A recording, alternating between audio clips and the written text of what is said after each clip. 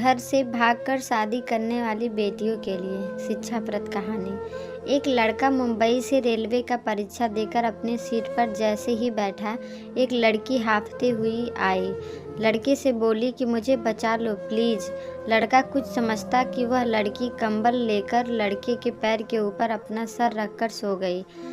काफ़ी दूर जब ट्रेन निकल गई तो उस लड़की ने लड़के से पूछा कि यह ट्रेन कहाँ तक जाएगी। लड़के ने कहा कि लखनऊ तक।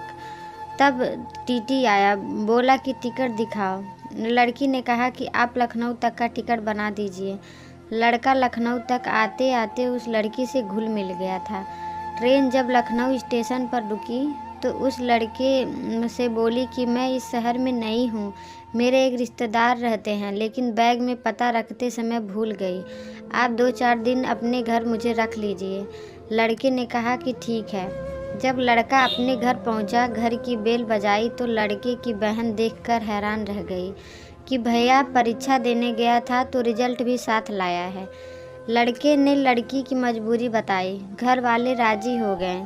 लड़की दूसरे दिन घर में इतना राशन खरीद कर रख दी कि घर वाले भूल गए कि इस लड़की को किसके रिश्तेदार के यहाँ छोड़ना है।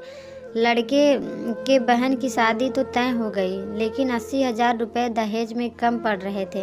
लड़के के पिताजी ने लोन लेने की बात कर रहे थे। इतने में वह लड़की बोली कि बाबूजी आप लोन मत लीजिए, हम आपको दे देंगे। शादी बड़ी धूमधाम से हुई। बहन की शादी के बाद लड़के ने लड़की से कहा कि मैं तुमसे प्यार करता हूँ, मुझसे शादी करोगी? लड़की बोली कि यही बात अम्मा बाबूजी के सामने रखिए।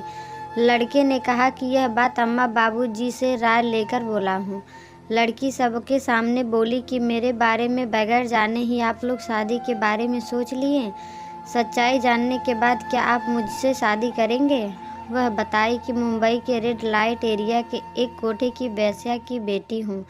जब मुझे मालूम हुआ कि मेरी कीमत लग रही है तो माँ से बोली कि इस दलदल से मुझे मत डालो, मुझे पढ़ा लिखा कर क्या यही करने के लिए सोची हो? मुझे मेरी माँ ने कहा कि बेटी तू ग्राहक आने से पहले कहीं भाग जा। तब मैं भागकर यहाँ आ गई। यह सुनकर सबके पांव तले ज़मीन खिसक गई और उस लड़की से बोलना बंद कर दिए। यह बात तत्काल बेटी को ससुराल में मालूम हुई। लड़की अपने पति से बोली कि मुझे अपने मायके जाना है। वह अपने मायके जैसे ही पहुंची, लड़की अपना कपड़ा समेटकर घर से निकलने वाली थी। लड़की ने कहा कि कहाँ जा रही हो? तो वह बोली कि भगवान जाने। इतना कहकर फपक कर रोने लगी। लड़की अपने माता पिता भाई से बोली कि आप लोग बहुत गिरे इंसान हो। आज 2 साल से यह साग सब्जी राशन पानी लाई तब गंदी नहीं थी। जब मेरे शादी में 80,000 दी तब गंदी नहीं थी। मेरे शादी का सारा सामान खरीदकर मुझे दी तब गंदी नहीं थी। ये जेवर बनवाकर मुझे दी तब गंदी नहीं थी। मेरे शादी में सारा खर्च जब यह उठाई तो गंदी नहीं थी। तब तो आप लोग प्रशंसा की पुल बांधते थे कि यह बेटी नहीं साक्षात लक्ष्मी है।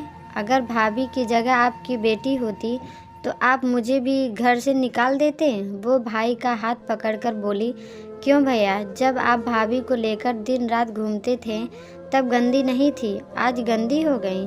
अगर भाभी से आप भैया शादी नहीं किए तो मैं कभी नहीं आपके दरवाजे पे आऊँगी। हम लड़कियों को यही समाज गंदा बनाता है, कोठे पर ले जाकर बेच देता है और कोठे पर जाकर सोता है, तब कुछ इज्जत के बारे में नहीं सोचता। अपनाने में इज्जत चली जाती है। बेटी की बात सुनकर सब कहें कि शादी होगी। सवाल ये कि हमारा समाज कब तक किसी के पास्ट को लेकर उसके चरित्र पर सवाल उठाता रहेगा। हर किसी को बदलने का, नई ज़िंदगी शुरू करने का अधिकार मिलना चाहिए। आपको ये कहानी कैसी लगी हमें कमेंट बॉक्स में ज़रूर बताएं।